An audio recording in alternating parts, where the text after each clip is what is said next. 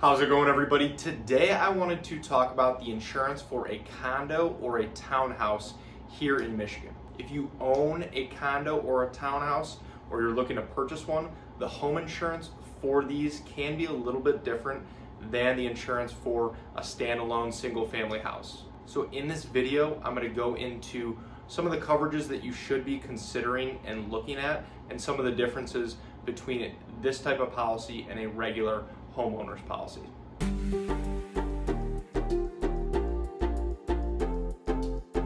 Thank you for stopping by. My name is Brian. I'm an independent insurance agent based here in the state of Michigan, Metro Detroit specifically, and I work with businesses on their commercial insurance programs, as well as helping families and individuals with their personal insurance, their home, their auto insurance as well. My goal with this channel is to pass on a little bit of educational information to you so that you can make more informed decisions around your insurance, and then overall help answer any questions that you might have. So let's get into it. And before we get too far into the video, I do want to invite you to subscribe to the channel. And if you find this video helpful, useful, anything like that, please feel free to like, share it with anyone else as well. So unlike a traditional homeowners policy, where you, the policyholder, would be responsible for the entire structure, insurance for a condo or a townhome will typically depend on your condo association's master policy and overall condo association agreement. Most condo owners will need what is called an HO6 policy. This type of policy is designed specifically for condos and would cover everything inside your unit. Then, as I mentioned, a key thing is to check your association's master insurance policy and overall association agreement to understand what you are responsible for. Some master policies will only cover the exterior of the building and common areas, which would leave everything inside the unit, including walls, floors, cabinets, and fixtures, your responsibility to insure. And then other policies out there might include some coverage for the interior. So it is very important to understand what exactly you are responsible for insuring. And now townhomes can be a little trickier. If you own a townhome with shared walls and are a part of an association, sometimes you'll need an HO6 policy. But if you fully own the structure, so the exterior walls, the roof, you might need a more traditional homeowners insurance policy. And this can sometimes be referred to as an HO3 policy, and would be the same type of insurance you would have for a traditional single family home. So beyond all of that, for your condo or townhouse, you will also want to consider your personal property coverage. This would protect all of your belongings within your unit. So think of things like furniture, electronics, any clothes. The simplest way to think about this is if you were to flip your unit upside down, what would fall out? And then similar to a standard traditional homeowners insurance policy, liability coverage will also be included on the policy. And this would be in case anyone gets hurt inside your unit and decides to sue you.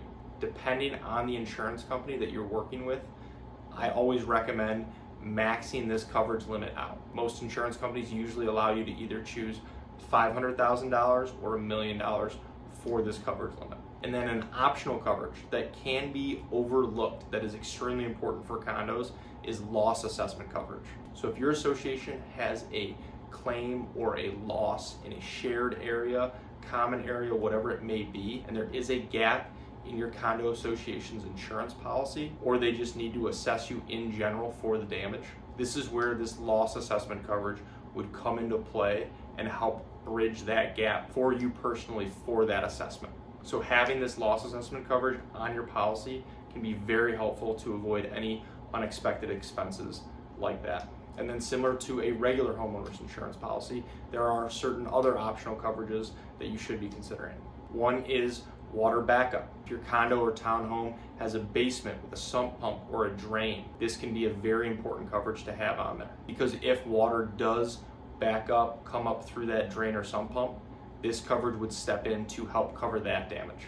And that is something that is not typically included in coverage in a standard home policy unless this endorsement is added on. And then if you have an older condo, ordinance or law coverage can be very important to have on there. If you have a claim and a portion of your condo needs to be brought up to code and certain repairs are needed for that, then this coverage can help with those expenses. And again, depending on the condo association, it might even be required that you carry this coverage on your policy. Overall, one of the simplest ways to make sure that you do have the right coverage in place for your condo is to review your association agreement and association master policy and make sure that your own individual policy is covering what you are actually responsible for insuring. And one nice feature of a condo policy is that it is typically less expensive than a standard traditional homeowners insurance policy, since you are not covering the entire structure with just your policy.